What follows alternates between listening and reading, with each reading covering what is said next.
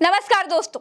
जिस देश में सरकार को यह जानने तक का अधिकार है कि आम आदमी ने अंडरवियर कहां से खरीदी है, क्यों खरीदी है, कितने की खरीदी है, उस देश में सरकार 125 करोड़ लोगों के मुंह पर कह रही है कि पार्टियों को जो चुनावी चंदा मिल रहा है वो किसने दिया, क्यों दिया, कहां से दिया, ये जानने का अधिकार भारत देश के किसी भी नागरिक को नहीं है। जी हाँ दोस्तों, आज के इस वीडियो में हम दो खबरों का एनालिसिस करेंगे। पहली तो चुनावी चंदे पर कानून लाकर सुप्रीम कोर्ट में सरकार फंस गई है, और दूसरी खबर यह है कि इंडिया गठबंधन जिसके नाम के खौफ से मोदी जी ने इंडिया नाम बोलना ही छोड़ दिया है, उस पर चुनाव आयोग का बड़ा जवाब कोर्ट में दिया गया है, जिससे मोदी सरकार को झटका लग गया है। दोस्तों, अगर डीवाई चंद्रचूड़ की सुप्रीम कोर्ट ना होती तो देश में तानाशाही राज स्थापित हो चुका होता। दोस्तों, सुप्रीम कोर्ट में पार्टियों को मिलने वाले चंदे को सार्वजनिक करने के लिए एक केस चल रहा है। इसमें कहा जा रहा है कि जो हजारों करोड़ों का चंदा पार्टियों को मिल रहा है, ये कौन दे रहा है, उनका नाम जनता को बताया जाए। इस पर इतवार को जो हुआ उसने पूरे देश को हैरान कर दिया।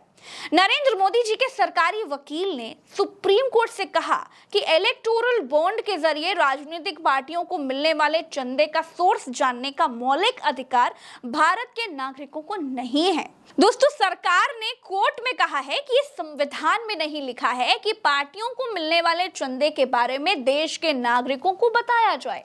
सरकार की तरफ से पेश हुए अटॉर्नी जनरल आर वेंकट रमणी ने कोर्ट को चेतावनी देते हुए कहा है कि इलेक्टोरल बॉन्ड को रेगुलेट करने के लिए पॉलिसी ना लाई जाए।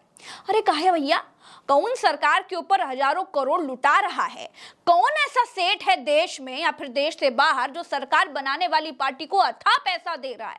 उसका नाम तो देश की जनता को मालूम ही होना चाहिए। ऐसा कैसे चलेगा कि इनकम टैक्स की टीम भेजकर आम आदमी की चवन्नी सरकार पता कर सकती है और उनकी खुद की पार्टी काले धन से चल रही है या फिर सफेद धन से या फिर किसी गोदी सेठ के धन से, ये जानने का अधिकार आम आदमी को है ही नहीं। दोस्तों, इलेक्टोरल बॉन्ड क्या होते हैं इसके लिए तो एक अलग वीडियो मैंने बनाया है, आप चाहे तो उसे देख सकते हैं। इलेक्टोरल बॉन्ड को आप ऐसे मोटा मोटा मानिए कि इलेक्टोरल बॉन्ड से आप कितना भी पैसा किसी भी पार्टी को दे सकते हैं। एक ब्लैंक ड्राफ्ट टाइप का होता है, इसमें आपका नाम नहीं होता है। ये समझ लीजिए कि अपने बीजेपी को 10 करोड़ रुपए इलेक्टोरल बॉन्ड से दिए तो केवल एसबीआई बैंक को ही पता रहेगा कि आपने दिए हैं, बाकी किसी को कुछ मालूम ही नहीं चलेगा। हर तिमाही के पहले 10 दिन तक ये बॉन्ड एसबीआई बैंक की मेन ब्रांच में मिलते हैं। 15 दिन के भीतर इनको भुनाना होता है। अगर 15 दिन के भीतर अकाउंट में नहीं लगाया तो ये बेकार हो जाते हैं। दोस्तों, यहाँ पर कोई टैक्स नहीं देना होता है। इसी पर विदेश से अगर आपके अकाउंट में कोई पैसा आया है तो सरकार फेमा वेमा न जाने कौन कौन से कानून ला देती है। वहीं विदेशी कंपनियां पार्टियों को भी कितना भी चंदा झोंकती रहे, कोई पूछने वाला नहीं है। अब तो सरकार ने साफ कह दिया है कि ऐसा है भैया, आम आदमी को यह सब जानने का अधिकार नहीं है। बस भैया 5 किलो राशन खाओ, प्रभु के गुण गाओ, और अगर ज्यादा जानना है तो मुसलमानों की चूड़ी टाइट है, बस ये जान लो और बस मौज करो। अटॉर्नी जनरल ऑफ इंडिया मतलब सरकार के वकील ने सुप्रीम कोर्ट से कहा है कि भारत के लोगों को यह अधिकार है कि वो उम्मीदवारों की क्रिमिनल हिस्ट्री जाने, लेकिन इसका यह मतलब नहीं है कि उन्हें पार्टियों की इनकम और पैसों के सोर्सेज जानने का अधिकार है।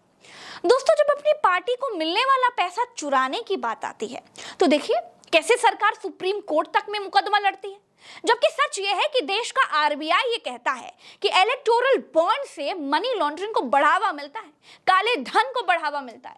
अरे भैया, जब मालूम ही नहीं है कि पैसा कैसे आ रहा है, कौन दे रहा है, तो काला हो या सफेद किसी को कुछ भी पता ही नहीं चलता। सुप्रीम कोर्ट भी कहता है कि इलेक्टोरल बॉन्ड से काला सफेद किया जा रहा है। चुनाव आयोग तक कहता है कि पार्टियों को चंदा देने वालों का नाम सामने आना चाहिए। कौन कितना बड़ा देनदाता है ये तो लोगों को पता चलना ही चाहिए।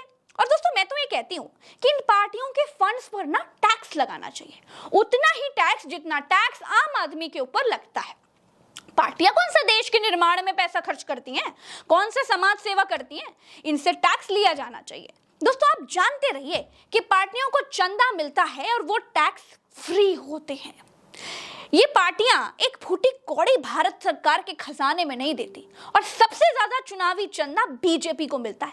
हजारों, सैकड़ों नहीं, हजारों करोड़ों में गिनती होती है। ये ग्राफ देख लीजिए, दोस्तों, सीजीआई डीवाई चंद्रचूड़, जस्टिस जेबी पारदीवाला और जस्टिस मनोज मिश्रा की बेंच ने इस केस में 16 अक्टूबर को सुनवाई की थी।